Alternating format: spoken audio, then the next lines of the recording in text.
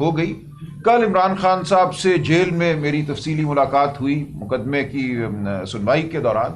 دیکھیے خان صاحب بالکل واضح ہیں کہ وہ آخری آدمی ہوں گے جو جیل سے باہر آئے گا، وہ بالکل واضح ہیں۔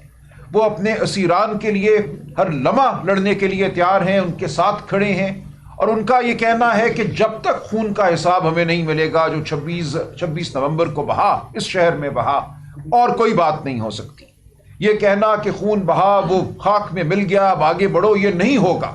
اس دن گولیاں چلی، ریاست نے اپنے شہریوں پر حملہ کیا، اس دن لوگ گمشدہ ہوئے، اس دن لوگ زخمی ہوئے، اور یہ حالت ہے کہ ہم ان کے گھر جاتے ہیں افسوس کرنے، تعزیت کرنے، بچوں کے سر پہ ہاتھ رکھنے، تو اگلے دن ایجنسیاں ان کے گھروں میں آ جاتی ہیں، ان کو اغوا کیا جاتا ہے، ان کو ڈرایا دھمکایا جاتا ہے۔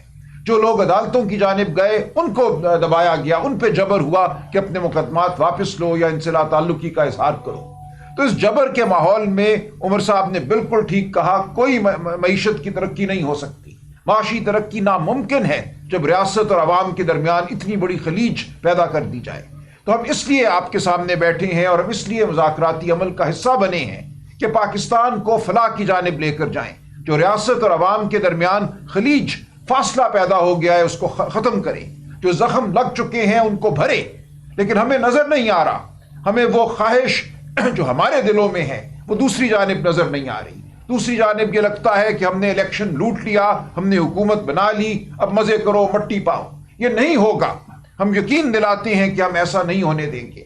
جو الیکشن میں عوام کی آواز کو سلب کیا گیا، ووٹ چرایا گیا، ہم اس کے لیے لڑتے رہیں گے۔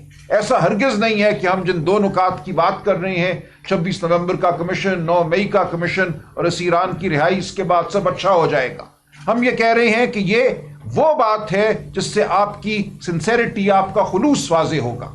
جب یہ بات ہو جاتی ہے تو آگے کا لائحہ عمل بن سکتا ہے۔ آئندہ کے الیکشن کیسے یقینی بنائے جائیں کہ وہ شفاف ہوں گے؟ جو 8 اور 9 فروری کو ہو گیا، اگر یہی ہونا ہے آئندہ تو اس ملک میں جمہوریت کا خاتمہ ہے، اس ملک میں کوئی ووٹ دینے نہیں آئے گا۔ آپ نے ایک ایسا حملہ کیا ہے جو صرف ایک الیکشن پر حملہ نہیں ہے، وہ جمہوریت کے تصور پر حملہ ہے۔ تو ہم ان تمام باتوں کو آگے لے کر بڑھیں گے، اور ہم جو اقتدار میں ہیں طاقتیں، ان کو یہ یاد دلانا چاہتے ہیں کہ اس ملک میں بہت بار 77 سالوں میں یہ کوشش ہوئی کہ جبر کے ذریعے ترقی کی جائے۔ بہت عامر آئے، سب نے یہ سوچا کہ یہ اب ترقی کا زمانہ ہے، بس ڈنڈے کی ضرورت تھی، میں آ گیا ہوں اور میرے نیچے اب ترقی ہوگی۔ وہ کبھی بھی نہیں ہوئی۔ ہمیشہ معاشرہ جو ہے وہ پھٹ پڑتا ہے، ہمیشہ ہمارے نوجوان جو ہیں وہ انکار کرتے ہیں جبر کے سامنے۔ یہ ملک آزاد لوگوں کا ملک ہے، آزاد منش لوگوں کا ملک ہے۔ ہماری روایت آزادی کی روایت ہے، بولنے کی روایت ہے، سڑکوں پر چلنے کی روایت ہے۔ یہ ملک ہم نے ایسے حاصل کیا تھا۔ ہمارے پاس قائد اعظم کی تاریخ ہے، پاکستان موومنٹ کی جد و جہد کی تاریخ ہے۔ تو اس سے منہ مت پھیریے، یہ مت سمجھیے کہ یہاں بھیڑے ہیں، ایک ریوڑ ہے جس کو آپ ہانک لیں گے، جس کو آپ چپ کرا دیں گے۔ یہ نہیں ہوگا۔ ہماری بات سنیے، ہم پاکستان کے خیر خواہ ہیں، ہم محب وطن ہیں، ہم نے پاکستان کو جوڑا ہوا ہے۔ ہم کسی مذہبی منافرت پر سیاست نہیں کرتے، ہم لسانی تفریق پر سیاست نہیں کرتے۔ ہم پاکستان کی وسطی جماعت ہیں اور پاکستان کے ہر صوبے میں ہیں۔ ہمیں ساتھ لے کر چلیے، ہم پاکستان کی فلاح میں اپنا حصہ ڈالیں گے، اور ہمارے بغیر آگے بڑھنا ممکن نہیں ہے۔ آپ پاکستان تحریک انصاف کو، عمران خان کو ختم نہیں کر سکتے، یہ مسلم حقیقتیں ہیں۔ بہت شکریہ۔